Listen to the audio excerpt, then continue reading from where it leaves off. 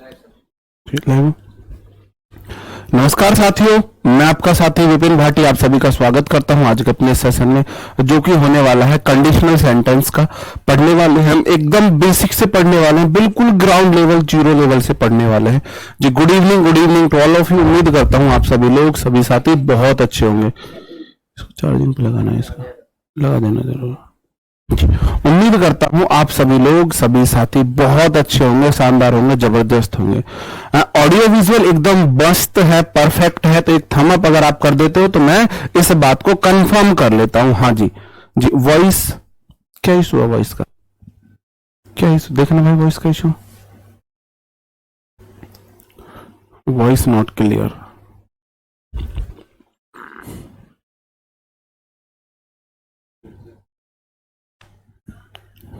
Voice देखो एक बार, अब सही आ रही है? नहीं नहीं, वॉइस का इश्यू है, बिल्कुल है, इको हो रही है वॉइस, बिल्कुल हो रही है। Don't worry.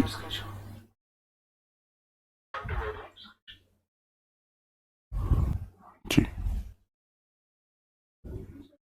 अब सही आ रही है क्या? अब वॉइस सही है?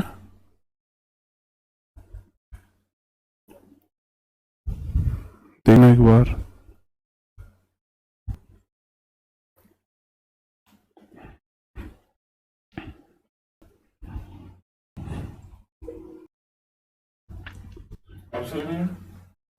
अब तो ठीक है ना वॉइस?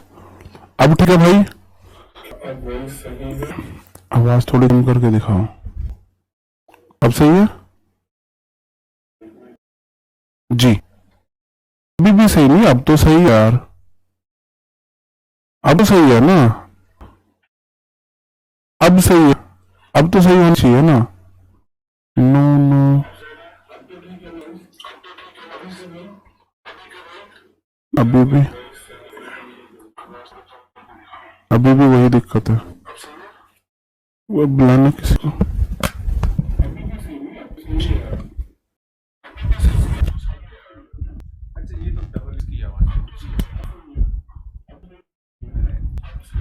अभी भी नो नो आ रहा है ना?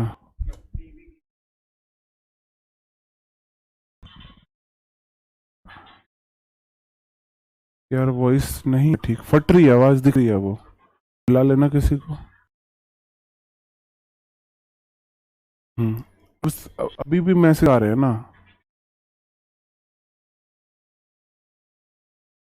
अच्छा, आवाज फट रही है। अब ठीक हुई है, अब ठीक हुई है। हाँ जी, हाँ अब सही है जी, अब ठीक है। नहीं, अब नहीं फट रही आवाज जी, अब सही है एकदम, अब सही होनी चाहिए। नहीं, अब ठीक है, बिल्कुल ठीक है जी।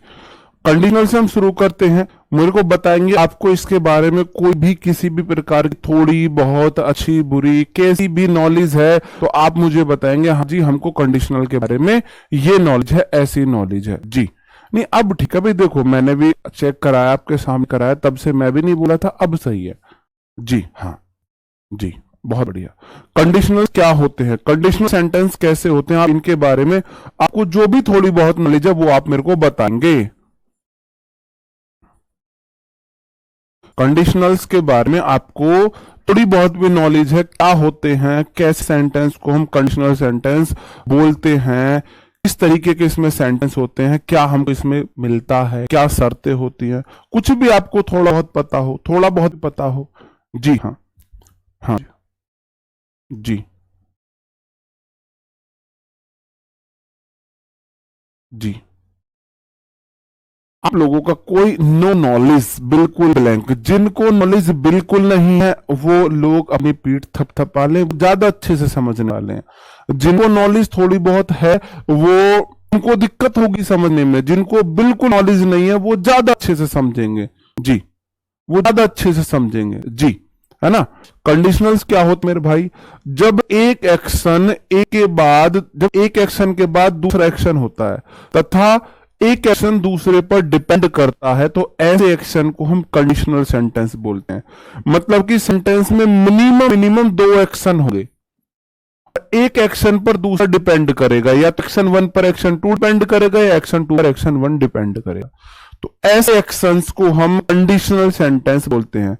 किसी सेंटेंस में दो एक्शन हो, एक एक्शन पर दूसरा एक्शन डिपेंड कर रहा हो, तो उस तरीके के सेंटेंस को हम कंडीशनल सेंटेंस बोलते हैं। एक्शन से मेरा मतलब भाई क्लोज, क्लोज वन, किसी सेंटेंस में दो क्लोज है मिनिमम और एक क्लोज दूसरे पर डिपेंड कर रही है, उस तरीके से आप देख सकते हो। ठीक है, कंडीशनल्स का मतलब एक कंडीशन है और प्लस उसका कोई रिजल्ट दे रखा होता है।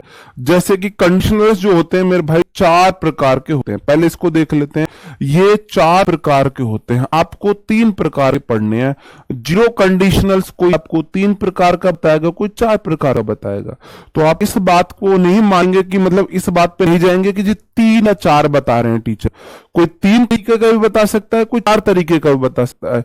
इसको हम जीरो कंडीशनल बोलते हैं, इसको कोई टीचर कंसीडर भी नहीं करता है। लेकिन कंडीशनल टाइप 1, टाइप 2, टाइप 3 ये आपको पढ़ने हैं, यहां से क्वेश्चन आते हैं, डेफिनेटली यहां से क्वेश्चन आते हैं। जो जीरो टाइप है, जीरो कंडीशनल है, वहां से क्वेश्चन नहीं आते हैं, लेकिन आप कभी कंफ्यूज हो जाओ इसलिए उसको मैंने यहां पे लिया हुआ है। ठीक है, कंडीशनल पहचान कैसे हम करेंगे? यदि किसी भी क्लोज में, आपको क्लोज समझ रहे हो ना, किसी भी क्लोज में आपको, किसी भी क्लोज मतलब क्लोज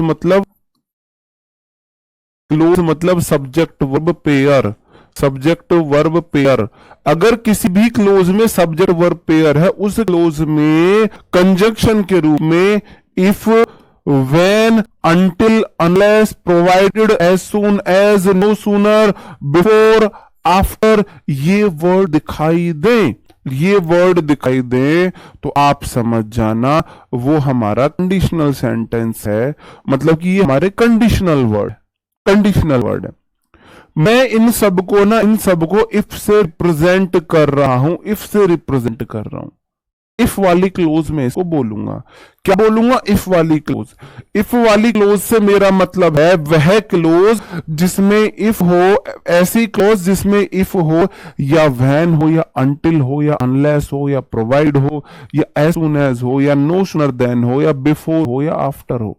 इनमें से कोई भी वर्ड हो, ऐसी क्लोज को मैं इफ के रूप में ले रहा हूं।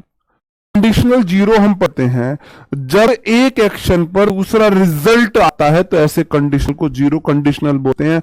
जीरो कंडीशनल में इफ वाली क्लोज में V1 का यूज होता है, मतलब कि प्रेजेंट इंडेफिनिट का यूज होता है, और बाद वाली क्लोज में भी प्रेजेंट इंडेफिनिट का यूज होता है। यहां से क्वेश्चन कभी नहीं आता, लेकिन आपको कहीं लिखा हुआ दिखे तो आप गलत ना मान लो, आपको समझने में दिक्कत ना हो, सिर्फ इसलिए है।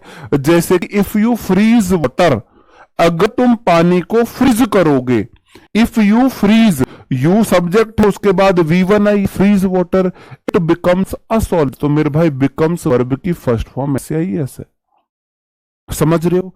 इफ के साथ प्रेजेंट इंडेफिनिट तो आगे भी प्रेजेंट इंडेफिनिट। आपके एक्शन पर कोई आउटपुट निकला, जब एक एक्शन पर कोई आउटपुट निकलता है तो उसको मैं जीरो कंडीशनल में रखता हूं, है ना। एक एक्शन पर आउटपुट निकलता है जी। आप बोलते हो रटने, मेरे भाई रूल को नहीं रटना है, ये आप शॉर्ट डायरी में लिखो। आप या तो आप बीच से क्लास में, बीच से सेशन में जुड़े हो, मेरे भाई रटना नहीं का मतलब है रूल को नहीं रटना है, ये आपको शॉर्ट डायरी में लिखने हैं, शॉर्ट डायरी।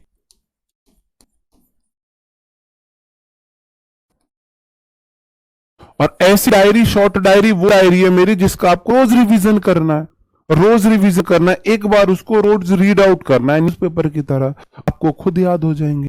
इन वर्ड्स को डायरी में लिख लो। भाई कुछ चीजें तो आपको याद करनी पड़ेंगी ना, रूल को नहीं रटना है।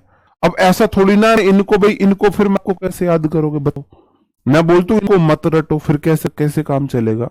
जो याद करने वाली चीजें वो बता रहा हूं भाई, जो रटने वाली चीजें उसको मैं शॉर्ट डायरी की उसमें डाल रहा हूं, कैटेगरी में डाल रहा हूं। जो सजने वाली चीजें उन्हें मैं सजा के चल रहा हूं। ठीक है, जीरो कंडीशनल हम पढ़ रहे थे। अगर आपने ये एक्शन किया तो ये आउटपुट निकला, ये एक्शन किया, एक एक्शन से दूसरा आउटपुट निकले। भाई आप पानी को ठंडा करो, फ्रीज करो, सॉलिड बन जाएगा, आउटपुट है। ऐसे जीरो कंडीशनल हम रखते हैं। प्लांट डाई, जो पौधे हैं वो मर जाएंगे। Plant die, subject verb clause 1 present indefinite में if they don't get enough water, आप पानी को, पेड़ों को, पौधों को पानी मत दो, वो मर जाएंगे, और उन्हें पर्याप्त पानी नहीं दोगे तो वो मर जाएंगे। इधर V1 है और उधर भी V1 वाला प्रेजेंट इंडेफिनिट, प्रेजेंट इंडेफिनिट। आप एक एक्शन किया, इफ माई हस्बैंड है कोल्ड, अगर मेरे हस्बैंड को कोल्ड होती है, इफ माई हस्बैंड हैज, अब देखो मेन वर्ब, कोई भी सेंटेंस बिना मेन वर्ब के नहीं आ सकता, कोई भी सेंटेंस बिना मेन वर्ब के नहीं आ सकता। माई हस्बैंड सब्जेक्ट है, मेन वर्ब है, मेन वर्ब, और मेन वर्ब आपको पता है V5 है, सिंगुलर फॉर्म में, प्रेजेंट इंडेफिनिट है। आ कोल्ड तो नाउन है। आई यूजुअली कैच इट, मेरे भाई कैच V1 है ना। आपके हस्बैंड को कोल्ड हुआ, रिजल्ट में आपको भी कोल्ड हो गया, ठीक है जी। तो कंडीशनल सेंटेंस जीरो कंडीशनल में इधर V1 उधर V1, इधर V1 उधर V1, इफ वाली क्लोज में V1, इफ वाली क्लोज में V1, दूसरी तरफ V1। यहां से क्वेश्चन कभी नहीं आता, नहीं आता आपसे क्वेश्चन, ठीक है जी। आगे और एक दो एग्जाम्पल ले लो। If public transport is efficient, अगर पब्लिक ट्रांसपोर्ट इफिशियंट है, people stop using their cars, people cars को यूज करना बंद कर देंगे। तो मेरे भाई आपको पता है किसी भी सेंटेंस में मेन वर्ब आनी जरूरी है। तो इफ मेरा सब्जेक्ट वो है क्लोज है, कंडीशनल क्लोज कंडीशनल वर्ड है, और पब्लिक ट्रांसपोर्ट सब्जेक्ट है, ट्रांसपोर्ट सब्जेक्ट है, पब्लिक एडजेक्टिव का काम किया यहाँ पे, पब्लिक ट्रांसपोर्ट, सब्जेक्ट मेरा ट्रांसपोर्ट है, और एफिशिएंट मेरे भाई एडजेक्टिव है, इसका मतलब ये मेरी मेन वर्ब है। तो ये तो सिंगुलर फॉर्म है, V1 है, V5 वाली फॉर्म है। पीपल स्टॉप, पीपल मेरा सब्जेक्ट है, स्टॉप V1 है, स्टॉप V1 है, स्टॉप के बाद मेन वर्ब में आईएनजी जेरेंट फॉर्म यूज होती है, ठीक है। बाई आई बात समदन में, जी हाँ जी। अगर उनको होता है गेट आ कोल्ड, हेड का मतलब, हेड कोल्ड का मतलब है गेट आ कोल्ड, अगर उनको कोल्ड हो जाता है, समझ दो भाई, हस्बैंड को कोल्ड हुआ वाइफ को भी हो जाएगा, है ना, ऐसा ही होता है। ये सिर्फ हस्बैंड वाइफ पे नहीं है, ये बॉयफ्रेंड गर्लफ्रेंड पे भी है। एक को कोल्ड हुआ दूसरे को हो जाता है, क्योंकि वायरल है, छुआछूत वाली बीमारी है, ठीक है जी। If you mix red and blue, if मेरी कंडीशनल क्लोज है, क्योंकि इफ कंडीशनल वर्ड आया है, यू सब्जेक्ट है, मिक्स V1 है, रेड एंड ब्लू उसके ऑब्जेक्ट है, यू सब्जेक्ट, गेट V1 है। तो बस इतनी सी बात आपको समझनी है, इफ वाली क्लोज में V1 तो दूसरी वाली क्लोज में V1, जीरो कंडीशनल बिल्कुल सही है, हो सकता है इधर V1 उधर V1 हो सकता है, बिल्कुल सही है जी। यहां तक किसी को अहम दिक्कत, हाँ V जो हैज V5 होता है, बिल्कुल जी। बताओ, यहां तक किसी को भाई कमेंट नीचे करना, नीचे हो रहा है ना, हाँ हाँ। आई यूजुअल, आई के साथ कैच कैसे आ जाएगा, आई के साथ कैच कैसे आ जाएगा।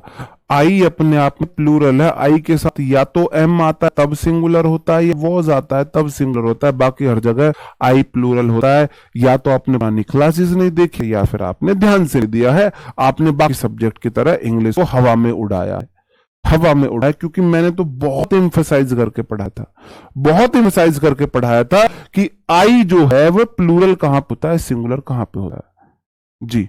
इस काला नहीं समझ आया, देखो, if public transport is efficient, अगर पब्लिक ट्रांसपोर्ट इफिशियंट है, इज यहाँ पे मेन वर्ब है, मेन वर्ब है ना, और V1 या V5 प्रेजेंट इंडेफिनिट में आते हैं, क्योंकि इफिशियंट यहाँ पे एडजेक्टिव है, इफिशियंट मतलब कि अच्छे, क्वालिटी में अच्छे, ठीक है। इस मेरी मेन वर्ब है, क्योंकि कोई भी क्लोज, कोई भी सेंटेंस बिना मेन वर्ब के नहीं आ सकता। इफ के बाद पब्लिक ट्रांसपोर्ट सब्जेक्ट है, ये मेन वर्ब है, पीपल सब्जेक्ट है, स्टॉप मेन वर्ब है।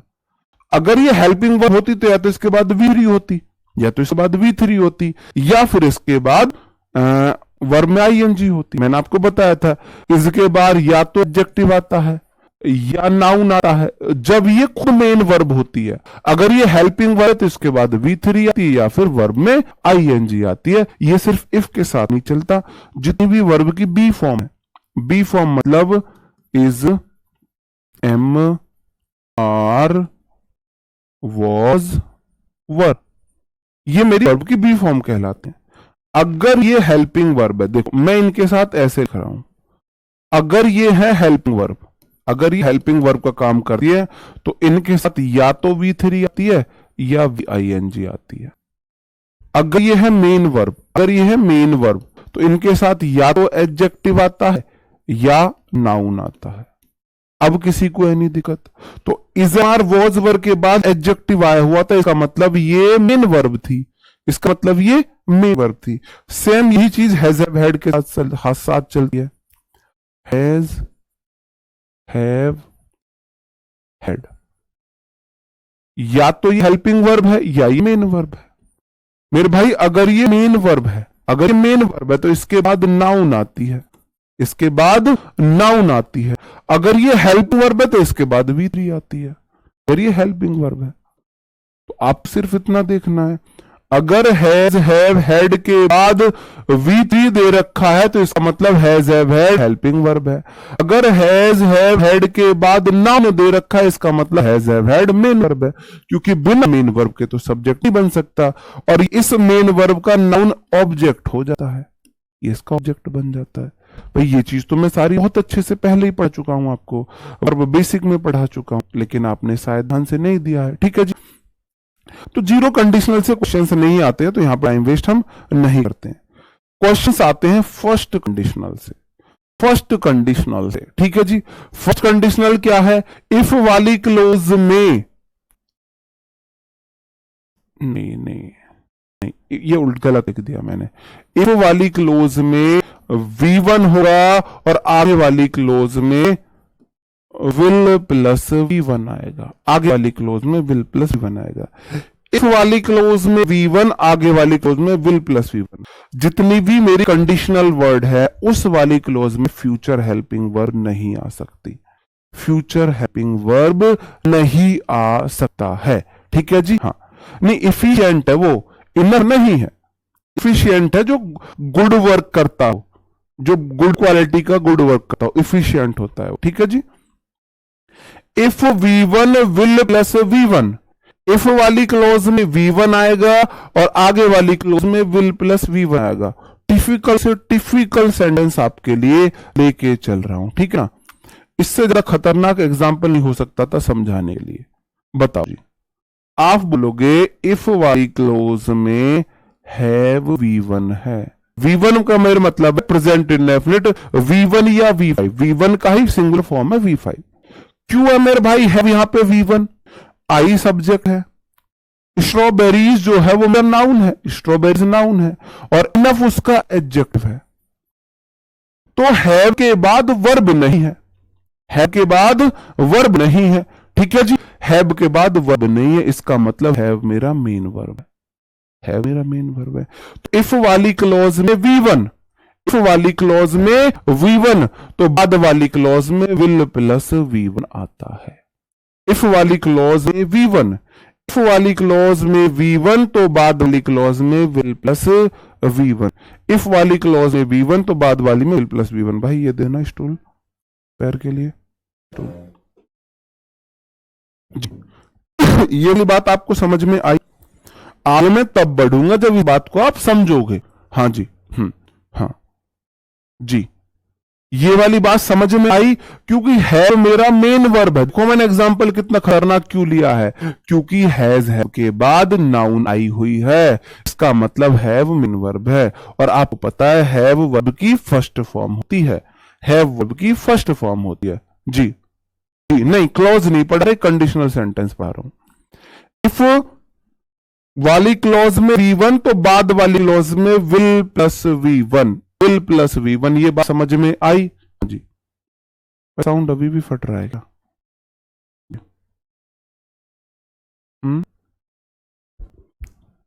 जी सर समझ नहीं आया।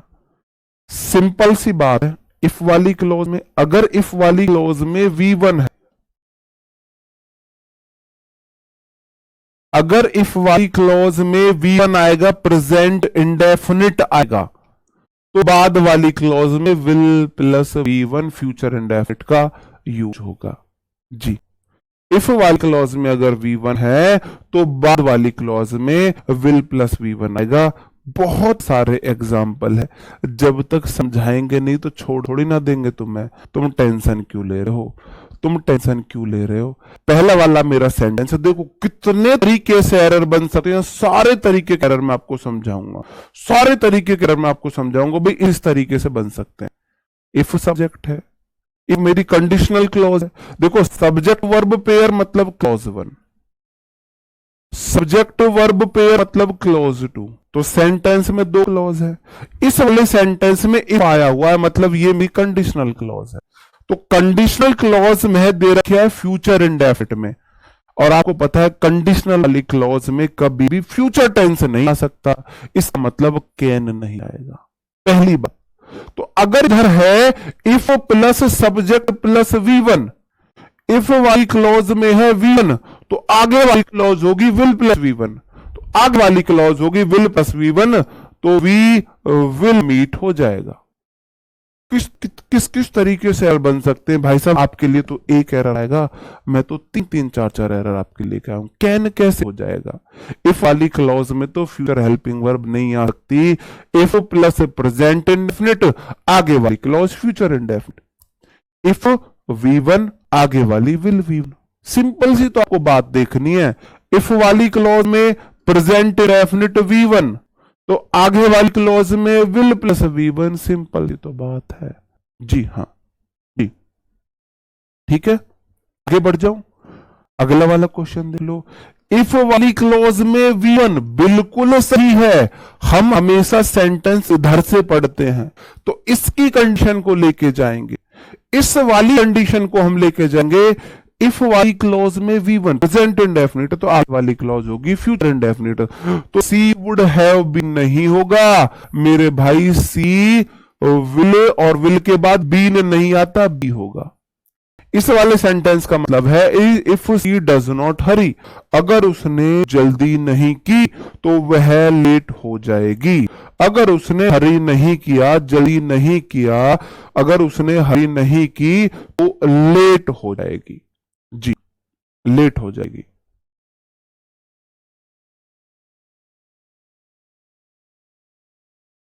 मतलब मैंने आपसे एक बात बोली, इफ वाली क्लॉज में V1 मतलब कि प्रेजेंट इंडेफिनिट, बाद वाली क्लॉज में विल प्लस V1, विल के बाद तो V1 आता है, मतलब कि फ्यूचर इंडेफिनिट। अब मुझे ये बात बता दो, अगर आप इतनी बात याद नहीं रख सकते, जी हाँ जी, अगर आप इतनी बात नहीं याद रख सकते तो कैसे आपको समझा पाऊंगा? इफ वाली क्लॉज में V1 मॉडल थोड़ी ना आ जाएगा। इफ वाली क्लॉज में फ्यूचर हेल्पिंग वर्ब नहीं आ सकती, V1 होगा, और जैसे ही इफ वाली क्लॉज में V1 हुआ, बाद वाली क्लॉज में विल प्लस V1, बाद वाली में विल प्लस V1। इफ वाली क्लॉज में V1 है तो बाद वाली क्लॉज में विल प्लस V1, वुड को विल करोगे, हैव आएगा नहीं, बी हो जाएगा, will be late, will be late, ठीक जी, विल बी लेट हो जाएगा। इफ यू लैंड, लैंड मेरा V1 है, हिम सम मनी, अगर तुम उसे कुछ पैसे दोगे, he might not give you it back to you, तो वह तुम्हें इसको वापस नहीं देगी, माइट नहीं होगा, मे होगा। इफ वाली क्लॉज में V1 तो बाद वाली क्लॉज में विल प्लस V1, मतलब कि मॉडल की first form plus V1, model की फर्स्ट फॉर्म V1 हो जाएगा। जी, जीरो कंडीशनल में दोनों तरफ V1 आता है, जीरो कंडीशनल में दोनों तरफ V1 आता है, ठीक है जी हाँ। वुड क्यों नहीं आया? वुड इसलिए नहीं आया, इफ वाली क्लॉज में V1 तो बाद वाली में विल प्लस V1 आता है, ये रूल है। ताजू लेके बैठ जाओ, इफ वाली क्लॉज में वर्ब की फर्स्ट फॉर्म तो आगे वाली क्लॉज में भी फ्यूचर वाली वर्ब की फर्स्ट फॉर्म। दूसरे तरीके से मेरे को पढ़ाना पड़ेगा, जो मेरा पहला तरीका है, मैं कंडीशनल सेंटेंस को पढ़ता हूं तराजू से, ठीक है। मैंने यहां पे सोचा था आपको किसी और तरीके से पढ़ा लूं, लो जी, तराजू से मैं इसको पढ़ाता हूं। इसमें क्या होगा, जिधर इफ वाली क्लॉज है, इफ वाली क्लॉज है, इधर फ्यूचर टेंस नहीं आएगा, दूसरे वाली में फ्यूचर टेंस आएगा, समझ गए? ताजू मैंने बनाई हुई है, जिधर इफ क्लॉज है इधर फ्यूचर टेंस नहीं आ सकता, किसी भी कीमत पे नहीं आ सकता, किसी भी कीमत पे नहीं आ सकता, और दूसरे वाले तराजू में फ्यूचर टेंस आएगा। अगर मैं इधर V1 डाल रहा हूं, V1 वर्ब की फर्स्ट फॉर्म है, तो फ्यूचर टेंस में वर्ब की फर्स्ट फॉर्म क्या होती है? आप बोलोगे जी विल, और विल के बाद V1 आता है। अगर मैं इधर वर्ब की सेकंड फॉर्म V2 डाल रहा हूं, V2, V1 की पास्ट फॉर्म V2 है। तो आप बोलोगे जी इधर जो हो जाएगा विल की पास्ट फॉर्म वुड हो जाती है, तो वुड और वुड के बाद V1 आता है। अगर मैंने इधर वर्ब की फर्स्ट फॉर्म ली है, इफ वाली क्लॉज में वर्ब की फर्स्ट फॉर्म प्रेजेंट इंडेफिनिट, तो बाद वाले में विल प्लस V1। अगर मैंने इधर V1 की जगह V2 लिया है, तो बाद वाले में विल V1 का पास्ट V2, विल का पास्ट वुड, वुड के बाद V1। अगर मैं इधर वर्ब की थर्ड फॉर्म ले रहा हूं पास्ट में, head plus V3, head plus V3, head past form है, V3 है। इधर V1 उधर V1, इधर पास्ट फॉर्म उधर पास्ट फॉर्म, इधर पास्ट फॉर्म मेन वर्ब की थर्ड फॉर्म। मेरे भाई मेरे को पास्ट फॉर्म भी लेनी पड़ेगी, मेन वर्ब की थर्ड फॉर्म भी लेनी पड़ेगी। तो भाई मॉडल फ्यूचर में पास्ट फॉर्म तो वुड ही होती है, वुड प्लस मेन वर्ब की थर्ड फॉर्म लेनी है, और वुड के बाद तो V1 आता है, तो मेरे भाई मैं हैव ले लूंगा, वुड हैव V3। अब समझ गए, तराजू ले ली मैंने। इफ वाली क्लॉज में फ्यूचर टेंस नहीं आएगा, दूसरी वाली क्लॉज में फ्यूचर टेंस आएगा। कंडीशनल वन है ये कंडीशनल वन है, एक साथ सारे पढ़ लो, ये है कंडीशनल वन। अगर कंडीशनल वन वाली तराजू में वर्ब की फर्स्ट फॉर्म है, तो दूसरे वाले में फ्यूचर हेल्पिंग वर्ब आएगी will plus V1। Will sell में कुछ भी हो सकता है ना, विल सेल में वाला कोई भी सकता है। अगर इधर मैं इसको पास्ट में ले गया, V1 का पास्ट V2 है, इफ वाली क्लॉज में V2 है, तो मेरे भाई विल सेल का पास्ट वुड हो जाता है, तो वुड प्लस V1 हो गया। अगर इफ वाली क्लॉज में मैंने पास्ट फॉर्म थर्ड में ले लिया है, हेड प्लस V3, मेरे को पास्ट फॉर्म चाहिए, तो विल का पास्ट तो वुड ही है, लेकिन थर्ड फॉर्म भी चाहिए। और थर्ड फॉर्म जब आ सकती है जब मैं बीच में हैव को ले लूं और V3 हो गया। बताओ जी, नहीं वो मे एक ही बात है, वो आप समझोगे मैं मॉडल जब आपको पढ़ाऊंगा कि मे का मतलब है दोनों फ्यूचर वाले ही। मे का मतलब है सकता का सेंस है, विल का मतलब है करूंगा बस। मे आता है फॉर्मल रिक्वेस्ट में, मे आई कम इन सर, वो फॉर्मल रिक्वेस्ट करता है फ्यूचर के एक्शन को बस, है ना। और विल दिखाता है नॉर्मल चीज को, बस भाई मैं ये करूंगा, आई विल डू इट। मे और उसको मत जाओ, सर समझ नहीं आ रहा है क्या करूं भाई। अब भी मेरे चेहरे पे तो तस खा लो, अब भी समझ नहीं आ रहा। तराजू बना दी मैं, तराजू मैंने बना दी जी। हमें कैसा पता चले, जीरो कंडीशनल है, ये हुआ ना अच्छा क्वेश्चन, ये अच्छा क्वेश्चन हुआ ना। हमें कैसे पता चलेगा जीरो कंडीशनल है मेरे भाई? आपको ऐसे पता चलेगा अगर इधर V1 है, अगर मैंने वही तो बोला जीरो कंडीशनल से क्वेश्चन नहीं आता। अगर कंडीशनल सेंटेंस में दोनों तरफ V1 है, आप उसे गलत नहीं मानोगे, आप उसे गलत नहीं मानोगे। अगर कंडीशनल सेंटेंस में इफ वाली क्लॉज में इधर V1 है, आगे भी V1 है, आप उसे गलत नहीं मानोगे। अगर दोनों तरफ V1 है, आप उसे गलत नहीं मानोगे। सिर्फ ऐसे पता चलेगा आपको, V1 गलत नहीं है, V1 गलत नहीं है। ठीक जी। अब आपको बस कैसे पता चलेगा ये फर्स्ट कंडीशनल है? आपको ऐसे पता चलेगा ये फर्स्ट कंडीशनल है, इफ वाली क्लॉज में V1 है, मतलब कि फर्स्ट कंडीशनल है। इफ वाली क्लॉज आप सेंटेंस इधर से पढ़ना शुरू करते हो, इधर से पढ़ना शुरू करते हो, इधर से पढ़ना शुरू किया, इधर V1 है। आगे वाले सेंटेंस में विल प्लस V1 होगा, और विल से मेरा मतलब या तो विल आई या सेल आई या मे आई या कैन आई, वो डिपेंड करता है मीनिंग के ऊपर। पास्ट फॉर्म नहीं आएगी, पास्ट फॉर्म नहीं आएगी। देखो विल का पास्ट हो जाता है वुड, सेल का पास्ट हो जाता है मेरे भाई वुड, मे का पास्ट है माइट, ये पास्ट फॉर्म होती है। एन का पास्ट हो जाता है कुड। तो जहां मैं विल लिख रहा हूं ना, वहां इनमें से कोई भी आ सकता है। विल वो सेंस के अकॉर्डिंग है, कहां पे मैंने विल का यूज किया, कहां पे सेंस, सेल कहां पे, मे का कहां पे, कैन का। आपको सेंस तो समझना नहीं है ना। आपको सिर्फ इतना देखना है विल है तो उसको पास्ट में वुड में हम करेंगे। ठीक है, एग्जाम्पल में और लेता हूं। मैंने देखा इधर V1 है, तो आगे की तरफ पास्ट फॉर्म नहीं आएगी, ये तो मे की पास्ट फॉर्म है। विल प्लस V1 तो आज फ्यूचर वाली V1, तो भाई मे नॉट हो गया। एग्जाम्पल बहुत सारे, मुझे पता था तुम्हारी, है ना, मेरे को पता था ये।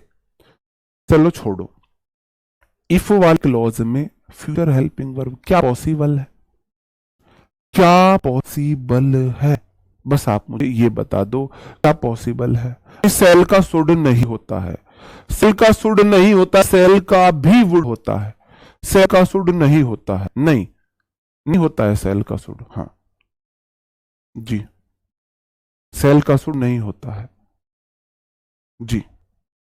किसने बोला सेल का पास शुड होता है? शुड आता है चाहिए के सेंस में, शुड चाहिए के सेंस में आता है, सेल का पास्ट शुड नहीं होता है। सेल के लिए भी हम वुड का ही यूज करते हैं।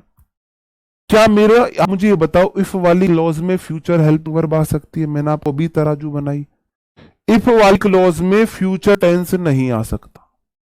सबसे पहली गलती, इफ वाले क्लॉज में फ्यूचर टेंस नहीं आ सकता।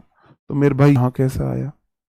इफ वाली क्लॉज में फ्यूचर टेंस नहीं आ सकता, ठीक है, ये गलत हो गया। तो if he come, take him to spare, बिल्कुल ठीक हो जाएगा। इफ ही विल कम नहीं होगा, इफ ही कम्स होगा, कम्स, इफ ही कम्स। अगर वह आती है, टेक हिम टू स्पेयर। आगे मैंने बोला ना, इफ वाली क्लॉज में फ्यूचर हेल्पिंग वर्ब नहीं आएगी, फ्यूचर हेल्पिंग वर्ब नहीं आएगी।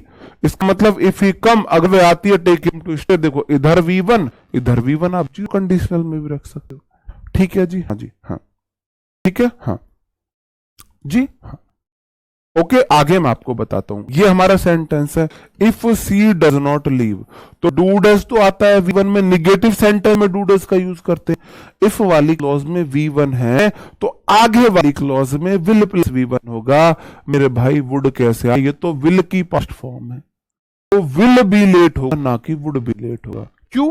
क्योंकि आपको पता है वुल की पास्ट फॉर्म वुड है, विल की पास्ट फॉर्म वुड है। अगर इधर V1 तो आगे विल प्लस V1, इधर V1 आगे विल प्लस V1, ठीक है जी, हाँ जी, हाँ ठीक है। आगे बढ़ जाता हूं, if it does not rain tomorrow, अगर कल बारिश नहीं होती है, आपको लगेगा टुमारो दे रखा है, फ्यूचर आना चाहिए, विल नॉट रेन आना चाहिए, लेकिन मेरे भाई इफ लग गया ना। इफ वाली क्लॉज में future helping verb future tense नहीं आ सकता। इधर V1 है, प्रेजेंट इंडेफिनिट, V1 मतलब प्रेजेंट इंडेफिनिट, प्रेजेंट इंडेफिनिट है, तो आगे वाले टेंस में क्या आ जाएगा? विल प्लस V1 आएगा। मेरे भाई विल हैव गॉन नहीं होगा, वुड हैव गॉन नहीं होगा, विल गो, विल गो। कितने लोगों ने किया था विल गो? कितने लोगों ने किया था विल गो? बताओ जी। अच्छा, विल हैव गॉन हो सकता है? नहीं हो सकता, विल गो होगा। मैंने आपको बताया, अगर इधर V1 है तो आग वाले में will plus V1, will plus main verb में भी बनाएगा। विल हैव नहीं बताया था मैंने आपको, विल हैव नहीं बताया था मैंने आपको, विल गो होगा। If it does not rain tomorrow, अगर कल बारिश नहीं होती है, we will go on a picnic, तो हम एक पिकनिक पर जाएंगे, इसका मतलब है। और सारे ले लो, और सारे ले लो, एग्जाम्पल बहुत है। If you will go out, get something to me to eat, अगर तुम बाहर आओगे मेरे लिए कुछ खाने ले लेकर आना। आप बोलोगे जी इफ वाली क्लोज में फ्यूचर हेल्पिंग वर्ब नहीं आ सकती, इफ वाला सेंटेंस, इफ वाली क्लोज फ्यूचर में नहीं बन सकती, ये वाली गलती थी इसमें।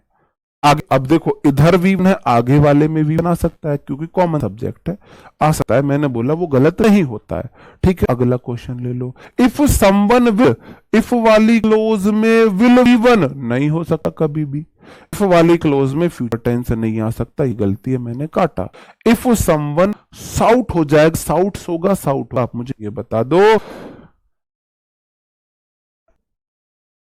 साउट एट मी होगा ये, me, shout at me when I doesn't deserve it, I get angry।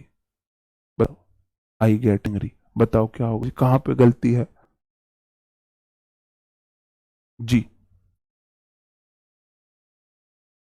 Ji, will sell का वुड होता है तो सेल भी हाँ सेल लगा सकते हो, बिल्कुल लगा सकते हो, विल लगाओ। अगर विल लिखा है वो भी ठीक है, सेल लगाते हो वो भी ठीक है, ठीक है जी। आप बोलोगे समवन के साथ साउट ठीक है, चिल्लाना साउट ठीक है क्या? समवन के साथ साउट ठीक है? आप बोलोगे जी समवन मतलब कोई एक सिंगुलर सब्जेक्ट है, सिंगुलर वर्ब आएगी और वर्ब में एस लगने से सिंगुलर होती है, एस। इसमें साउट्स होना चाहिए था। ठीक है जी, और क्वेश्चन लू। कंडीशनल टू आ गया है हमारा, कंडीशनल टू आ गया। मेरी बुद्धि भी घास सरने गई थी भाई। टाइप की गलती नहीं है, मेरी गलती है, मैंने ये टाइप कराए हैं, लेकिन मेरी बुद्धि घास चरने गई हुई थी जब, है ना। एक फोन पे हम बात करने में लगे हुए थे और उस चक्कर में गलत मैंने करा दिया, लेकिन मैं इसे अभी सही कर रहा हूं। अब मेरी बुद्धि सच में उस टाइम पे कहां थी मुझे नहीं पता, है ना जी। अगर इफ वाली क्लोज में V2 है, V2 है, तो आगे वाली क्लोज में वुड प्लस V1 आएगा। आगे वाले सेंटेंस में कंडीशनल टू, ये पास्ट कंडीशन को दिखाता है, पास्ट कंडीशन को ये दिखाता है। अगर इफ वाली क्लोज में V2 है, मैं बोल रहा हूं अगर इसमें V2 है, सेंटेंस इधर से पढ़ते हैं, हमेशा इस वाली पहली वाली क्लॉज के अनुसार दूसरा वाला सेंटेंस बनता है, पहली वाली क्लॉज के अनुसार दूसरा वाला सेंटेंस बनता है। अच्छा, गॉट है नहीं, गेट सही तो है, get angry, doesn't get deserve it, ठीक है जी। हाँ हाँ हाँ, यहाँ पे गेट होगा। देखो ये गलती मैं नहीं कराई थी, लेकिन बताना भूल गया, यहाँ पे गेट भी होगा। क्यों? अगर इफ वाली क्लॉज में V1 है तो आगे भी V1 आएंगी, सारी V1 आ सकती है, गौर नहीं होगा, गेट होगा। हाँ गेट होगा, ठीक है। फ्री जी सॉरी, आप इस वाले सेंटेंस में देखोगे if she knew answer, if she knew अगर V2 है। इस बार देखो मैंने आपको बोला था कंडीशनल टू, तराजू लिए बैठे हुए हैं हम, मैं आपको अपनी तराजू पर ले जाता हूं, तराजू पर ले जाता हूं। इफ वाली क्लॉज में फ्यूचर टेंस नहीं आ सकता, बाद वाली क्लॉज में फ्यूचर टेंस आ सकता है, ठीक है जी। अगर इफ वाली क्लॉज में V1 है तो बाद वाली क्लॉज में विल सेल V1 आएगा, विल सेल कैन में V1 आएगा। अगर इफ वाली क्लॉज में V1 का पास्ट V2 है तो बाद वाली क्लॉज में विल सेल का पास्ट वुड कुड होगा, वुड हो जाओ, कुड हो जाओ, मे हो जाओ, यहां पे मे आ सकता है, ठीक है जी। तो इस वाले में वुड और उसके बाद तो V1 आता है, ठीक है जी। सेकंड कंडीशनल हम पढ़ रहे हैं, ये वाला ठीक है जी। इफ के बाद V2 तो बाद वाले में वुड प्लस V1, क्योंकि देखो V2 पास्ट फॉर्म है तो बाद वाले में विल की पास्ट फॉर्म वुड है, विल की पास्ट फॉर्म वुड है, ठीक है जी। हाँ ओके। इससे रिलेटेड मैंने कुछ एरर्स लिए हैं, इससे रिलेटेड कुछ एरर्स लिए हैं, आप मुझे बताएंगे कहां पे गलती है। 1 2 3 4 एरर आपके सामने है, 4 सेंटेंस आपके सामने है, क्या सही है या गलत है? गलत है तो क्यों गलत है? आप बोलोगे if he had enough experience for the job है, ये फॉर नहीं है, फॉर द जॉब। तो आप बोलोगे इफ मेरा कंडीशनल वर्ड है, ही सब्जेक्ट है, हैड वर्ब मुझे नहीं पता, हेल्पिंग वर्ब है, मेन वर्ब है। लेकिन इनफ एक्सपीरियंस जो है, एक्सपीरियंस नाउन है और इनफ एडजेक्टिव है। नाउन के बारे में बता रहा है, एक्सपीरियंस के बारे में बता रहा है, इनफ वाला एक्सपीरियंस मतलब पर्याप्त एक्सपीरियंस, इसका मतलब ये मेन वर्ब है। अब आप मुझे बताइए हैड मेन वर्ब कौन सी है? V2 है, V3 है, V4 है, V5 है, V1 है। आप बोलोगे जी हैव होती है V1, हैड होती है V2, हैड होती है V3, तो या तो ये V2 है या ये V3 है। अब आप मुझे बताएंगे यहां पे हेड V2 है या V3 है? यहां पे हेड V2 है या है V3 है? कौन सी है यहां पे हेड? आप मुझे बताएंगे।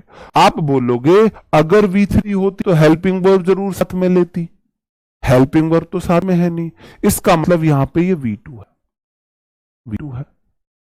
उस लेवल तक के आपको एग्जाम्पल करा रहा हूं जिस लेवल के एग्जाम में शायद ना भी आए, इसका मतलब V2 है।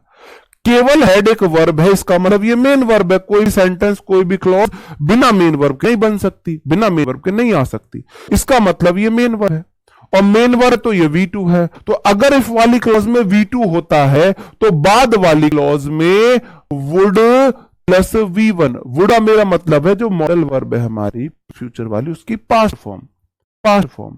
तो आप बोलोगे जी कुड तो ठीक है भाई, विल सेल कैन में आ सकता था, कैन में तो आ सकता था, लेकिन कुड के बाद V1 आना चाहिए। कुड हैव हायर्ड नहीं होगा, कुड हायर होगा, कुड हायर होगा। देख लो तराजू में, तराजू पे आ जाओ। अगर इफ वाली क्लॉज में V2 है तो इधर वाले में मैं वुड को सिर्फ डिनोट कर रहा हूं, पास्ट वाली फॉर्म प्लस V1 आएगा।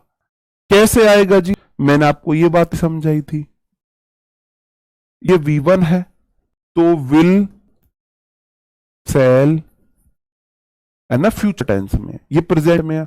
अगर मैं सेंटेंस को पास्ट में ले गया, अगर मैं सेंटेंस को पास्ट में ले गया, V2 पास्ट में, सेंटेंस पास्ट में शुरू होता है, सेंटेंस पास्ट में खत्म होता है, तो इधर तो फ्यूचर नहीं है। अब फ्यूचर टेंस से मेरे को पास्ट फॉर्म लेनी है। मेरे भाई विल का पास्ट हो जाता है वुड, सेल का पास्ट हो जाता है वुड, मे का पास्ट हो जाता है माइट, और कैन का पास्ट हो जाता है कुड। तो भाई ये तो आ सकती थी कंडीशनल 1 में। कंडीशनल 2 में ना विल आ सकता है, ना सेल आ सकता है, ना मे, ना माइट। विल की जगह वुड आएगा, सेल की जगह वुड आएगा, मे की जगह माइट आएगा, कैन की जगह कुड आएगा, और तुरंत इनके बाद प्लस V1, प्लस V1। तो मेरे भाई यहां पे क्या दे रखा है, यहां पे क्या दे रखा है? यहां पे कुड है V3 दे रखा था, तो कुड प्लस V1 आएगा। नेक्स्ट एग्जांपल ले लो, if I had your phone number, if के बाद हैड जो है मेरे भाई V2 है दोबारा। कैसे पता चली? फोन नंबर मेरा नाउन है और योर एडजेक्टिव है, तो हेड के बाद वर्ब नहीं है, इसका मतलब हेड मेन वर्ब है, V2 है। अगर इस वाली क्लॉज में V2 है तो बाद वाली क्लॉज में वुड प्लस V1 आएगा, मतलब वुड कॉल आएगा, वुड कॉल आएगा। हाँ, सेल का शुड नहीं कर सकते, ग्रामेटिकली रॉन्ग हो जाएगा, ग्रामेटिकली रॉन्ग हो जाएगा। तो आप एक बात इतनी जल्दी एक्सेप्ट क्यों नहीं करते हो? बोल रहा हूं भाई सेल का वुड होता है, आप इस बात को एक्सेप्ट करने के लिए क्यों तैयार नहीं हो? मुझे ये बता दो, क्यों तैयार नहीं हो उसको एक्सेप्ट करने के लिए? जब सेल का वुड होता है, मेरे घर इंग्लिश नहीं बनी है, अगर मेरे घर बनती तो सेल का भी सेल ही पास्ट कर देता मैं तो, और छोड़ो, सेल का सब पास्ट कर देता। और बताओ बताओ, सेल का पास्ट सब्बो, विल का पास्ट सब्बो, सब का पास्ट सब कर देता मैं तो, अगर इंग्लिश के रूल मेरे घर बनते हैं। भाई मेरे घर तो बने नहीं है।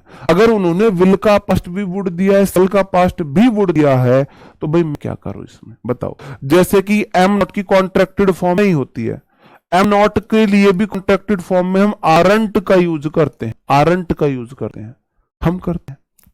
ठीक है जी, बात समझ में आई? नीचे वाले सेंटेंस में देख लो, इफ यू केम V2 है, देखो V1 का पास्ट V2 हो गया है, तो विल का पास्ट वुड कर, बात खत्म हो जानी चाहिए। तो मेरे भाई you would have a lot of fun, sentence में बता दो गलती है नहीं है? सेंटेंस बताओ, क्या सेंटेंस में कोई गलती है? इस वाले सेंटेंस में गलती है? जी बताओ सर। यहां पे हेड V3 भी तो हो सकता है। मैंने आपको वर्ब बेसिक की क्लास पढ़ाई थी, कोई पागलपंती में तो वो क्लास नहीं ली थी मेरे भाई। मैंने बोला था है जो वर्ब की थर्ड फॉर्म है ना, वो बिना हेल्पिंग वर्ब के नहीं आती है, बिना हेल्पिंग वर्ब के नहीं आती है। अगर आप हेड को थर्ड फॉर्म मान रहे हो तो हेल्पिंग वर्ब कहाँ है इसकी? इसकी हेल्पिंग वर्ब कहाँ है? मुझे बता दो भाई, इसकी हेल्पिंग वर्ब कहाँ है? उस लेवल के मैंने क्वेश्चन आपके लिए ले लिए हैं, इससे बाहर क्वेश्चन आप ना, आप कैट के एग्जाम की इंग्लिश दे लेना, कंडीशनल सेंटेंस से क्वेश्चन, इससे ज्यादा तो बाहर नहीं जा सकता, इससे लेवल ऊपर नहीं हो सकता। ये अंतर आता है एमटीएस बैच में आपने पढ़ा है और सीजीएल बैच में आप पढ़ रहे हो। आप बोलोगे इफ के बाद V2 है, किम V2 है, तो आगे वाली क्लॉज में वुड प्लस V1 आना चाहिए। वुड मेरा हेल्पिंग वर्ब है और हैव V1 है, सी तो है मेरे भाई, सेंटेंस नो एरर में जाएगा, सेंटेंस नो एरर में जाएगा। हैव क्यों नहीं होगा? हैव क्यों नहीं होगा? वुड के बाद वुड लॉट ऑफ क्या है? वुड मॉडल तो एक नाउन वर्ब लेता है मेरे भाई। वुड प्लस हैव V1 तो है, हैव V1 है नहीं है? यहां पे ये हेल्पिंग वर्ब है और ये मे वर्ब है, आर्टिकल आ गया। आर्टिकल नहीं है भाई, मॉडल के बाद V1 आना चाहिए, ये तो आर्टिकल है, ये तो आर्टिकल है, ठीक है जी। नीचे वाला क्वेश्चन ले लो, if I were a rich man. I conditional sentence है, कंडीशनल सेंटेंस में आपको कल पढ़ाऊंगा कि आई के साथ वर क्यों आया है, वॉज क्यों नहीं आया। ये बात हम कल पढ़ेंगे कि वर क्यों आया है, वॉज क्यों नहीं आया। अभी सिर्फ आप ये देख लो, वर जो है वो V2 है, इज एम प्रेजेंट फॉर्म है, V2 was were past form है। अगर इधर V2 है तो दूसरी तरफ वुड प्लस V1 होना चाहिए, मेरे भाई विल की जगह वुड आएगा, ठीक है जी। कंडीशनल सेंटेंस, इमेजिनरी सेंटेंस, कल्पना में, काश मैं स्पाइडरमैन होता, मैं दीवारों पर चढ़ाता, काश मैं सुपरमैन होता तो मैं आसमान में उड़ा करता। तो ऐसे सेंटेंस जो रियल में नहीं है तो उनको हम इंग्लिश में लिखते हैं, तो उनको हम इफ लगा के और कैसा भी सब्जेक्ट हो वर लगा देते हैं, तो पता चलता है इमेजिनरी सेंटेंस है, ठीक है जी। आगे बढ़ो, अगले क्वेश्चन पे आ जाता हूं। If I could speak English well I would looked for a job in foreign companies. Sentence में एक से अधिक एरर हो सकते हैं, आप मुझे बताएंगे कहां पे एरर। ऊपर वाले को आराम से देख लो, सब्र से, ऊपर वाले को आराम से सब से देख लो, ऊपर वाले का आंसर मुझे बता देना। अब मैं क्लास को नीचे वाले सेंटेंस एक्सप्लेन करता हूं, आप ऊपर वाले को देख के बताओ मुझे। इफ है, ही है, हेड मेरा वर्ब है, मुझे नहीं पता हेल्पिंग वर्ब है, मेन वर्ब है। इसके बाद टाइम दिया हुआ, टाइम वर्ब हो सकता है, नहीं हो सकता, टाइम एक नाउन है, इसका मतलब ये मेन वर्ब है।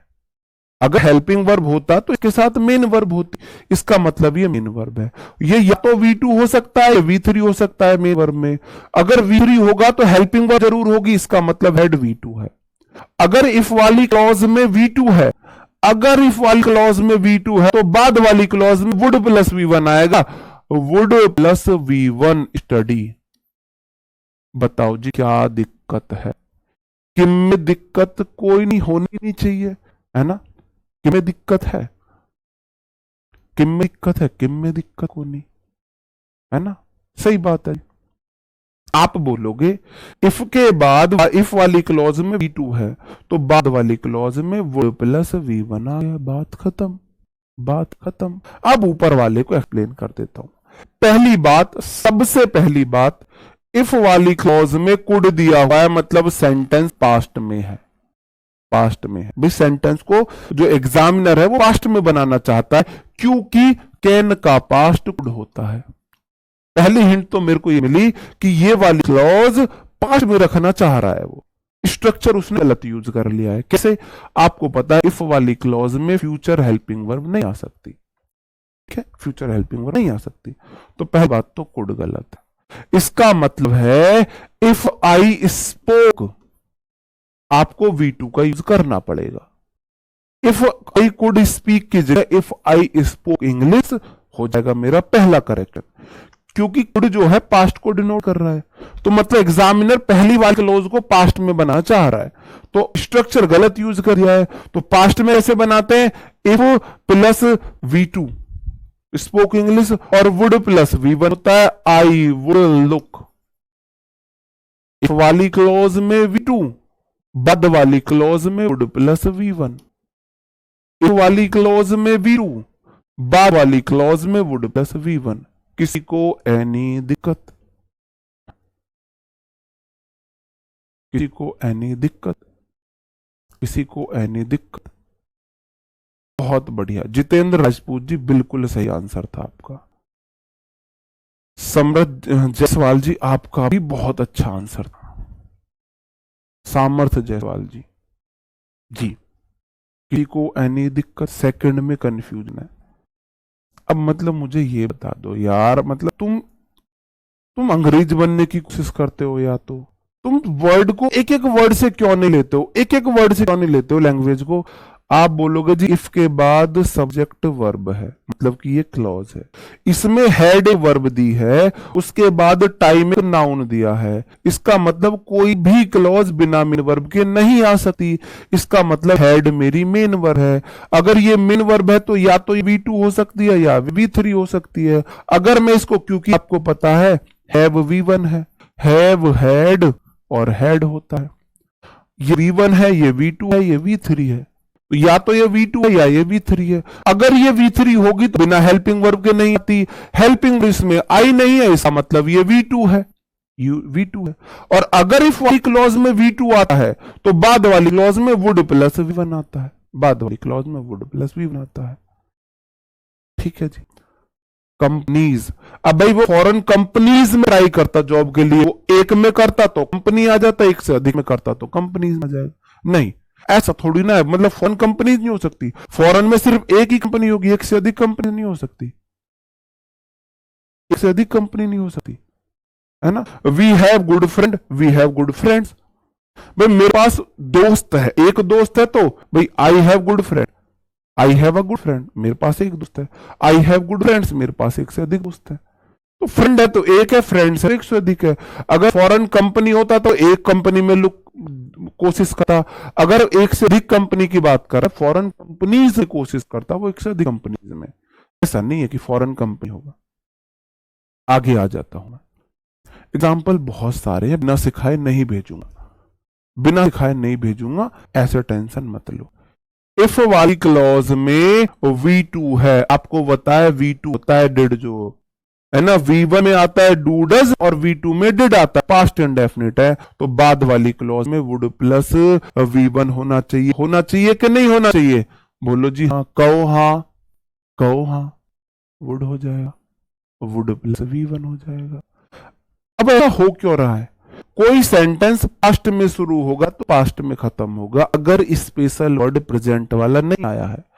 पास्ट में शुरू हुआ है ना, डिड पास्ट को दिखाता है, तो वुड पास्ट को दिखाता है, पास्ट में शुरू पास्ट में खत्म, पास्ट में शुरू पास्ट में खत्म। कोई सेंटेंस में कोई क्लोज पास्ट की आ गई है तो आगे वाली सारी क्लोज पास्ट की रहेंगी, अगर कोई स्पेशल वर्ड प्रेजेंट वाला नहीं आया है तो। If my house was in the forest, आप बोलोगे इफ वाली क्लॉज है, माई हाउस सब्जेक्ट है, वाज वर्ब है, मुझे नहीं पता हेल्पिंग वर्ब है, मेन वर्ब है, लेकिन इन प्रेपोजिशन है और द फॉरेस्ट नाउन है, इसका मतलब आगे एक भी वर्ब नहीं दिए, इसका मतलब ये मेन वर्ब है, क्योंकि बिना मेन वर्ब के कोई क्लॉज नहीं बन सकती। और आप मुझे बताएंगे वो प्रेजेंट वाली मेन वर्ब है या पास्ट वाली मेन वर्ब है? आप बोलोगे जी इज एम आर की सेकंड फॉर्म वॉज वर्ब होती है, इसका मतलब V2 है, V2 है। अगर इफ वाली क्लॉज पास्ट में है तो आगे वाली क्लॉज भी पास्ट में रहेगी, V2 मतलब वुड प्लस V1। ये पास्ट को डिनोट करता है, वुड कुड माइट पास्ट को डिनोट करते हैं। ठीक है जी। नहीं, माई हाउस, कितने हाउस है? मेरा एक घर की बात हुई है तो इसलिए वॉज आया है। ठीक है जी। जी गो गलत कैसे है? वुड के बाद V1 ही तो आता है, वुड के बाद V1 ही तो आता है, बताओ जी। अच्छा जी, वॉज वर्ब प्रेजेंट वाली फॉर्म है। ओ बहुत बढ़िया, बहुत बढ़िया। जन्नत वसूल होगी तुमको, क्या बोलते हैं उनको, जन्नत वसूल होगी इसी जिंदगी में। हाँ जी, मुझे पता है आपने एक गलत आंसर दिया है अपना नाम को लास्ट में बुलवाने के लिए, मुझे पता है। जिन्होंने लिखा है ना ये प्रेजेंट वाली फॉर्म है, अपने नाम क्लास में बुलवाने के लिए दिया कि आप नाम में बोल दूं, लेकिन एक बात आप देख लेना, जन्नत तो आपको जीते जी वसूल हो जाएगी। हाँ जी। जी आगे बढ़ जाऊं, आगे बढ़ जाता हूं। आगे क्वेश्चन मेरा थर्ड कंडीशनल आ जाता है। थर्ड कंडीशनल में क्या हो जाता है मेरे भाई? देखो यहां मेरा दिमाग सही काम कर रहा था, यहां फोन कट गया था, यहां फोन कट गया था तो मेरा दिमाग सही काम करने लगा था। अगर इफ वाली क्लोज में हेड प्लस V3 है तो आप मुझे बताएंगे, आप मुझे बताएंगे हेड प्रेजेंट वाली फॉर्म है पास्ट वाली फॉर्म है? आप बोलोगे जी हेड पास्ट वाली फॉर्म है। कोई सेंटेंस पास्ट में शुरू पास्ट में खत्म होगा, पास्ट में खत्म होगा, तो वुड जो है पास्ट फॉर्म है, तो पास्ट से तो पास्ट कंट्रोल हो गया, और V3 से V3 को कंट्रोल करना है भाई हमें, है ना। तो आप बोलोगे वुड के साथ V3 चाहिए तो हैव लगा दो, हैव V3 हो जाता है। मैं अपनी तराजू पर फिर से आ जाता हूं, मैं आपके लिए एक तराजू बनाई थी उस पर मैं फिर से आ जाता हूं, फिर से वही चीज एक्सप्लेन करूंगा। इफ वाली क्लॉज में फ्यूचर टेंस नहीं आ सकता, बाद वाली क्लॉज में फ्यूचर टेंस आएगा। अगर इफ वाली क्लॉज प्रेजेंट में है V1 है तो इधर वाली क्लॉज विल प्लस V1 में होगी। अगर इफ वाली क्लॉज पास्ट में चली गई है तो हर कीमत पे सेंटेंस पास्ट में रहेगा और विल का पास्ट वुड होता है। अगर V1 को मैंने पास्ट V2 कर दिया है तो विल का पास्ट वुड हो जाएगा। V1 को V2 किया, विल का पास्ट वुड हो गया। V1 का पास्ट V2, विल का पास्ट वुड, बाकी तो सारी चीजें सेम। अगर इफ वाली क्लोज को मैं परफेक्ट में ले गया, परफेक्ट में ले गया, पास्ट में, पास्ट परफेक्ट। मैं आपको एक बात और बता दूं, एक बात और बताऊं, ये पास्ट इंडेफिनिट को डिनोट करता है, पास्ट के हैबिचुअल एक्शन को डिनोट करता है V2, और वुड V1 भी पास्ट के हैबिचुअल एक्शन को डिनोट करता है, पास्ट के हैबिचुअल एक्शन को डिनोट करता है। जब मैं आपको मॉडल पढ़ाऊंगा तब मैं इस बात को आपको बताऊंगा, ठीक है जी। हैड प्लस V3, आगे मैंने कर दिया पास्ट परफेक्ट, तो आगे वाला परफेक्ट में तो जाएगा लेकिन पास्ट में रहेगा, ठीक है, पास्ट में रहेगा, ठीक है जी। हाँ जी, वाज कैसे V2 है, बी फॉर्म पढ़ी मेरे भाई आपने, be were been being was होता है।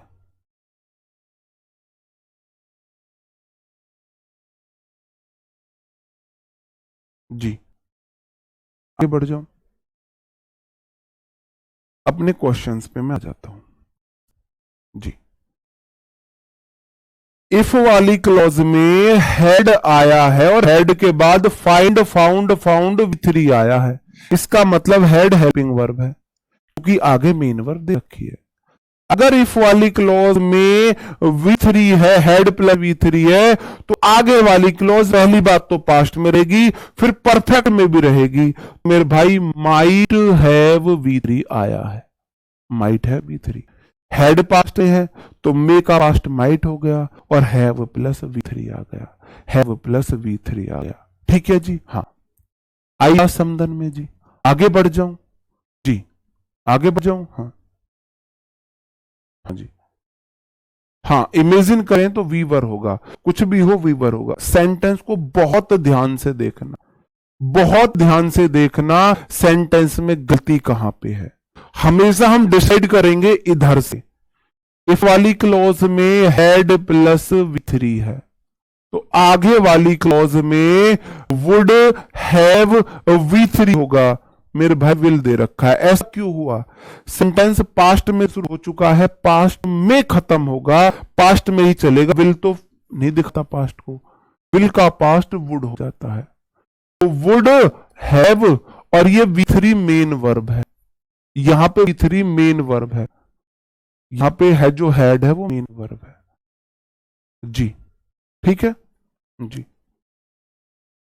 आगे बढ़ जाऊं, अगला क्वेश्चन, इफ वाली क्लॉज में हेड प्लस V3 है तो आगे वाली क्लॉज में वुड हैव V3 होगा। ये वाला क्वेश्चन आपके लिए अभी का CW है।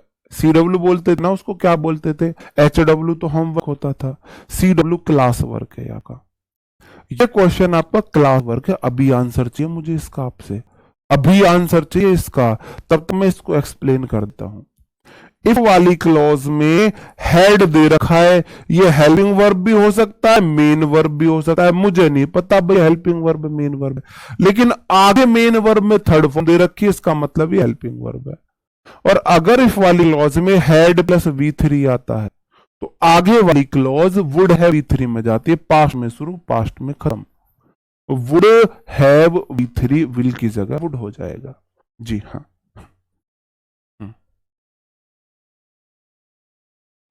परवीन जी सर आप ही हो मुझे इंग्लिश समझाने वाले, पहले नहीं आता था भाई, तुमने ना कभी कभी ना तुम ऐसा कर दो मेरा नाचने को मन लगा, मैं यहाँ ही नाचने लगूं, इतने अच्छे तुम आंसर देते हो। ये जो जितने भी वुड हैव हेड वाले हैं ना, कसम से ना मेरी तरफ से अपनी पीठ थपा लो, ऐसे ऐसे अपनी पीठ थपा लो मेरी तरफ से, इतने गजब तुमने आंसर दिए, दिल जीत लिया मेरा, दिल जीत लिया तुमने मेरा। आप बोलोगे जी हेड प्लस V3, आगे वाली क्लॉज में वुड हैव V3 होगा, तो मेरे भाई वुड तो आ गया, वुड के बाद हैव आना चाहिए था, तो वुड के बाद हैव V1, और ये हेड का मतलब है आपने जो एंजॉय किया है वो would have had a lot of fun, मतलब पोजेस करते हम, ये वो रखने वाला सेंस है, वो we would have had a lot of fun, ठीक है। ये जो हेड है ना ये मेन वर्ब है, और आपको पता है वुड के बाद V1 आता है तो वुड हैव हैड आएगा, वुड हैव हैड आएगा, ठीक है जी। आई बात समझ में? आगे बढ़ जाऊं, अगले क्वेश्चन पर आ जाता हूं। इफ सबो हैड अ मीटिंग, अब आप मुझे बताएंगे, ये वाला क्वेश्चन आपका CW है, ध्यान से बताना, देखता हूं मैं कौन सा साथी इसको सही बता पाता है। CW आपका क्लास वर्क है, देखते हैं कितने अच्छे से आप बता पाते हो।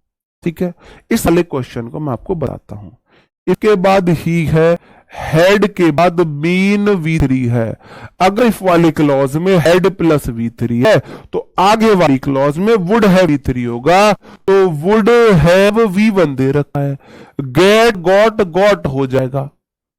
आगे गेट दे दिया, ये गलती कर दी, ठीक है। आगे बढ़ जाता हूं, अगला क्वेश्चन है, if we had the necessary ingredients. अब आप बोलोगे इफ के बाद वी सब्जेक्ट है, हैड 2 बार आया है, इसका मतलब ये तो हेल्पिंग वर्ब है, ये मेन वर्ब है, ये हेल्पिंग वर्ब है। भाई साहब पूरा दम लगा रहा हूं ना, जितना डीप में इस बैच में पढ़ा रहा हूं ना, आपको किसी और बैच की जरूरत नहीं पड़नी चाहिए। CGL के बाद आपको CPO का कोई बैच खरीदने की जरूरत नहीं है, CHSL का कोई बैच खरीदने की जरूरत नहीं है, MTS का कोई बैच जरूर खरीदने की नहीं है। किसी भी SSC के किसी भी एग्जाम के लिए आपको इंग्लिश के लिए बैच नहीं लेना पड़ेगा, ये मेरी गारंटी है। अगर आपने दिल से मन लगा के इस बैच में पढ़ाई कर ली, वो लेवल का पढ़ा दूंगा आपको, ठीक है। अब बोलोगे वी के बाद हेड हेल्पिंग वर्ब है, ये वाली मेन वर्ब है, और ये V3 है। हेड हेल्पिंग वर्ब भी होती है, मेन वर्ब भी होती है। अगर ये V2 है या फिर ये V3 है। आप बोलेंगे मुझे नहीं पता है V2 V3, लेकिन किंतु परंतु अगर हेल्पिंग वर्ब दे रखी है ना तो V2 नहीं आ सकती, हेल्पिंग वर्ब के साथ V3 ही आती है। इसका मतलब हेड प्लस V3 है, आगे वाला सेंटेंस होगा वुड हैव V3, मतलब कि वी कुड हैव। अब सही है, could have made a cake, ठीक है।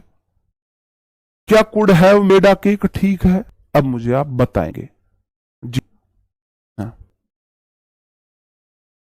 वुड वेंट सबो हैड, हाँ सबो हैड वाला तो हो सकता है, सबो हैड वाला तो हो सकता है। देखो इस वाले क्वेश्चंस को मैं बहुत अच्छे से तरीके से समझाऊंगा, इस वाले क्वेश्चन को ना कम से कम 5 मिनट में समझाऊंगा।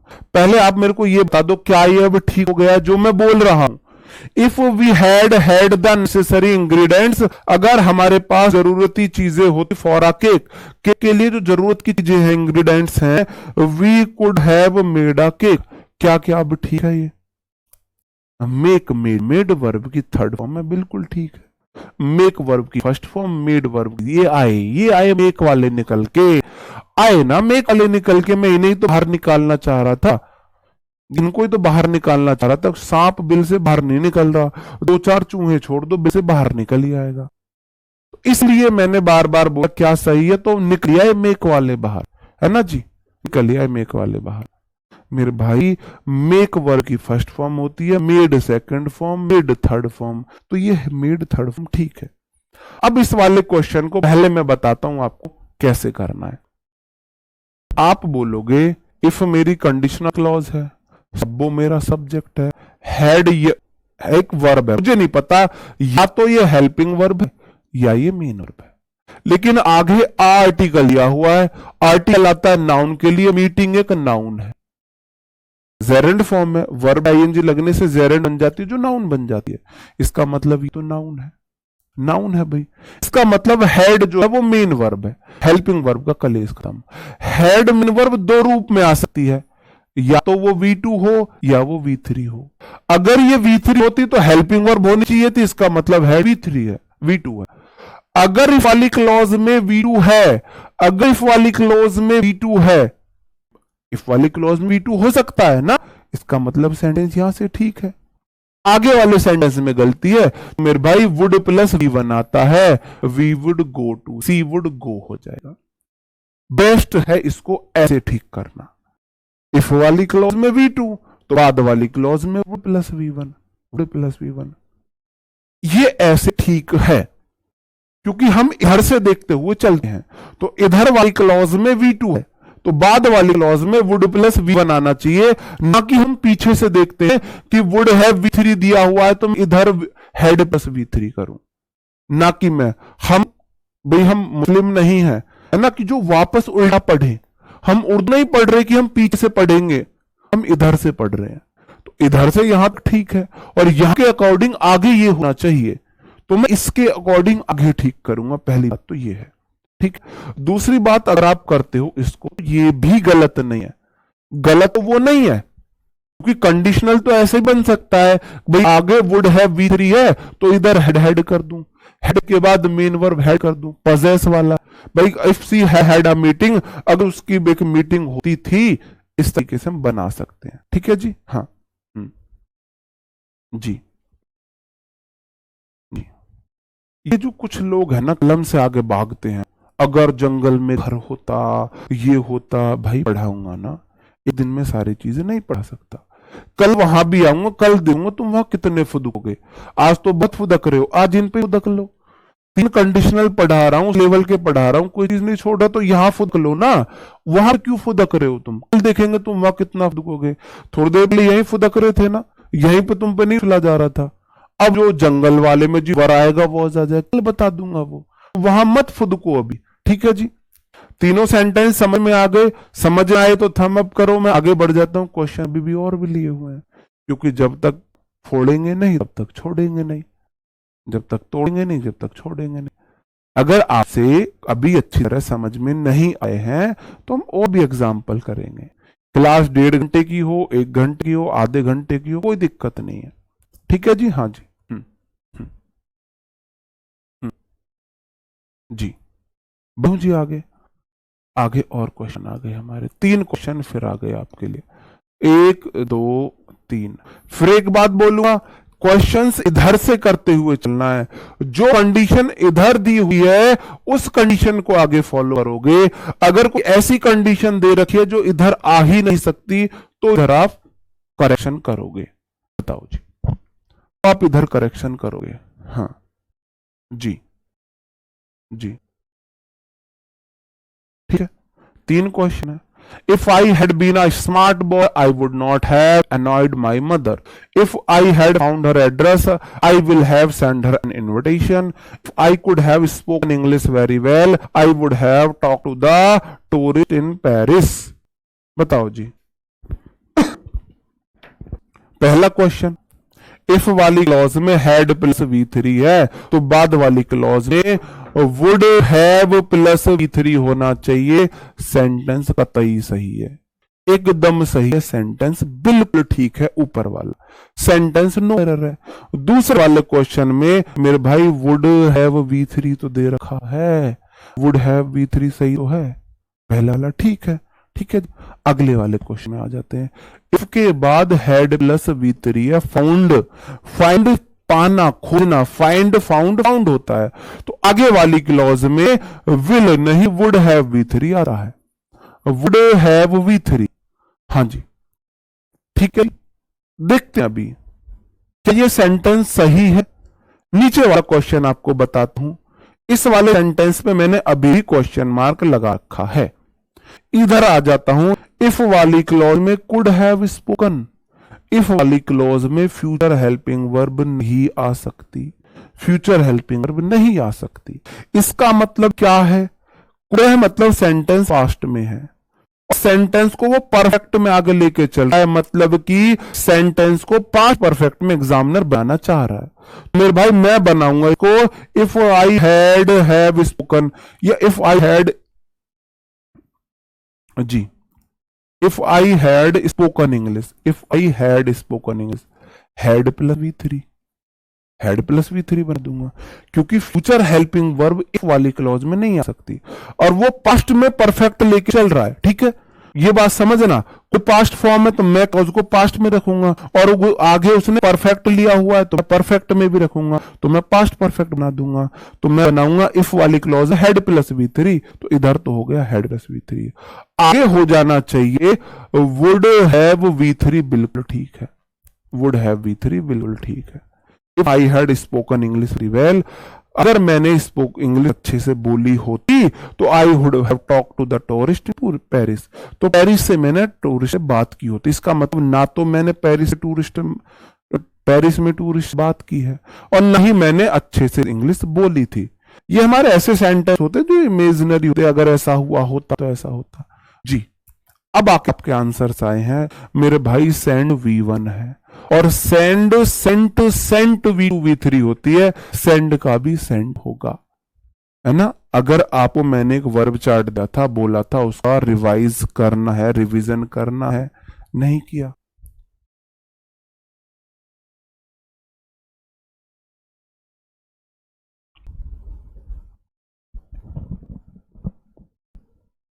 आगे बढ़ जाऊं जी, आगे बढ़ जाऊं।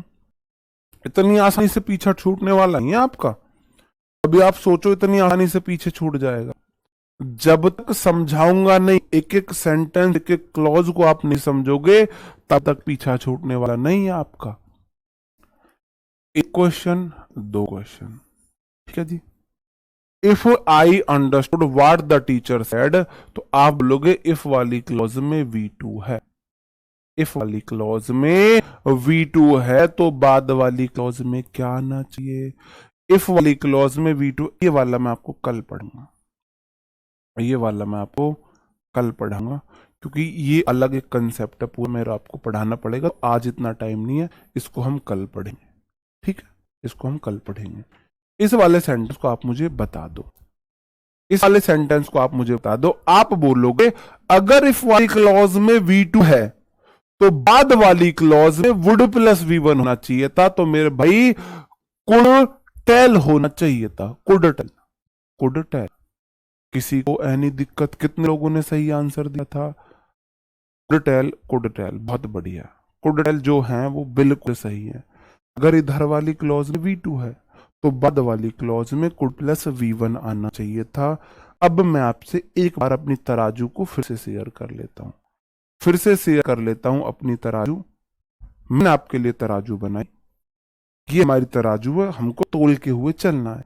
इधर वाले पल्ले में, जिस पल्ले में इफ आ जाएगा, जिस पल्ले में इफ आ जाएगा ना, उधर फ्यूचर हेल्पिंग वर्ब नहीं आएगी, फ्यूचर टेंस नहीं बनेगा, बाद वाले में बन सकता है। अगर इधर V1 है, प्रेजेंट में है, तो उधर फ्यूचर विल प्लस V1 होगा। अगर V1 का पास्ट V2 हो गया, सेंटेंस पास्ट में शुरू पास्ट में खत्म होगा, तो विल का पास्ट वुड हो जाता है। अगर इधर हेड प्लस V3 आएगा, परफेक्ट आएगा, तो उधर वुड है V3 आ जाएगा। तीन ही तो शर्त है, बताओ, तीन ही तो शर्त है। अब एक एक कंडीशनल स्टार्टिंग से आपसे फास्ट क्विक रिवीजन करा देता हूं, क्विक रिवीजन करा देता हूं, ठीक है जी। आप बोलोगे है वो V1 है, क्योंकि इनफ स्ट्रॉबेरीज मेरी नाउन है, नाउन एडजेक्टिव है, ये V1 है। अगर इधर V1 तो उधर would will plus V1, will bake बिल्कुल ठीक है, विल बेक बिल्कुल ठीक है। अब इधर वाली क्लॉज में कभी भी फ्यूचर हेल्पिंग वर्ब नहीं आ सकती। तो अगर इधर V1 है तो आगे वाली क्लॉज में विल प्लस V1 हो गया, है ना। अगर इधर वाली क्लॉज में V1 है तो बाद वाली क्लॉज में विल प्लस V1 हो गया, विल प्लस V1 हो गया, विल प्लस V1 हो गया, ठीक है जी। है जी, ठीक है। अगर इधर वाली क्लॉज में V1 है, बाद वाली क्लॉज में विल, सेल, मे, कैन कुछ भी आ सकता है, मे प्लस V1 हो गया। विल जैसे मैंने इफ बोला था, इफ आए, व्हेन आए, प्रोवाइडेड आए, अनटिल आए, अनलेस आए, बिफोर आए, आफ्टर आए। इफ से मेरा मतलब है कुछ भी आ सकता है, तो विल से मेरा मतलब है विल आए, सेल आए, कैन आए, मे आए। प्रेजेंट वाली फॉर्म आनी चाहिए, पास्ट वाली फॉर्म नहीं आनी चाहिए, ठीक है जी। जैसे कि प्रेजेंट वाली फॉर्म है, मतलब कि फ्यूचर वाली फॉर्म है, पास्ट वाली नहीं आनी चाहिए, ठीक। आगे बढ़ जाता हूं, आगे हमारे कुछ एग्जाम्पल्स मैंने लिए थे। अगर इफ वाली क्लॉज में कभी भी विल नहीं आ सकता, इफ वाली क्लॉज में कम आएगा, क्योंकि ही सिंगुलर सब्जेक्ट कम आ गया, तो आगे V1 आ सकता है। इफ वाली क्लॉज में V1 आगे विल प्लस V1 हो जाएगा। इफ वाली क्लॉज में V1 आगे विल प्लस V1 हो गया, विल प्लस V1 हो गया, ठीक है जी। इफ वाली क्लॉज में फ्यूचर हेल्पिंग वर्ब नहीं आ सकती, ठीक है जी। इफ वाली क्लॉज में फ्यूचर हेल्पिंग वर्ब नहीं आ सकती, ठीक है जी। कंडीशनल 2, इफ वाली क्लॉज में V2 तो बाद वाली में वुड प्लस V1, बाद वाली में वुड प्लस V1। इफ वाली क्लॉज में V2, हेड मेरा V2 था, क्योंकि आगे नाउन दे रखा था, वर्ब की सेकंड फॉर्म है, तो आगे मेरे भाई कुड प्लस V1 हो जाएगा, कुड हायर हो जाएगा, ना कि कुड हैव हायर्ड, ठीक जी। इफ वाली क्लॉज में V2 तो आगे would plus V1, would call हो जाएगा, ठीक है। अगर इफ वाली क्लॉज में V2 तो आगे वुड हैव बिल्कुल ठीक है, वुड के बाद V1 बिल्कुल ठीक सही है। इफ वाली क्लॉज में V2 तो आगे वुड प्लस V1, आगे वुड प्लस V1 हो जाएगा। ठीक है जी। और इसके एग्जांपल, इफ वाली क्लॉज में फ्यूचर हेल्पिंग वर्ब नहीं आ सकती। इफ वाली क्लॉज में V2 तो आगे वुड प्लस V1, आगे वुड प्लस V1 हो गया जी। जी आई हेट यू जी। ओके जी, thank you for this love affection. If वाली क्लॉज में V2 तो बाद वाली में वुड प्लस V1, इफ वाली क्लॉज में V2 तो बाद वाली में would plus V1, would plus V1। Conditional third, if वाली क्लॉज में हैड प्लस V3 तो बाद वाली में, क्योंकि हैड पास्ट फॉर्म है तो वुड वाली पास्ट फॉर्म और हैव प्लस V3, वुड के बाद V1 आना चाहिए, हैव प्लस V3। ठीक है जी।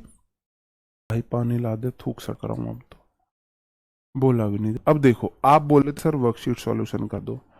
अब मैं आज क्लास 1 आवर से ऊपर खींची है तो मेरे कमर में दर्द होने लगा है। अब आप सोचो कि कैसे होगी जी। आप जो बोलो ना, आपको लग रहा है कि पता नहीं मैं सीरियस नहीं हूं, मैं सीजीएल में सीरियस नहीं हूं, एमटीएस में सीरियस, हाँ, और ये सब चीज आप बोल रहे थे, तो वो सब बात नहीं। मैं सच में ही बॉडी थोड़ा सा साथ नहीं दे रही, वरना एमटीएस से ज्यादा मेहनत मैं इसमें करता और करूंगा, अभी भी करूंगा। ठीक है।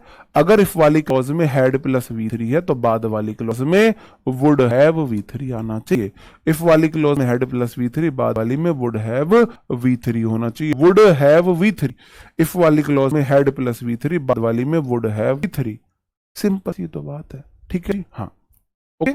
एग्जाम में क्वेश्चन इससे बहुत इजी आते हैं, ऐसे ही आते हैं, एक तरफ गलती करके दे देगा, आगे ऐसे दे देगा, ऐसे ही तो आएगा। If I had waited for you more I would have miss the plane, I will have.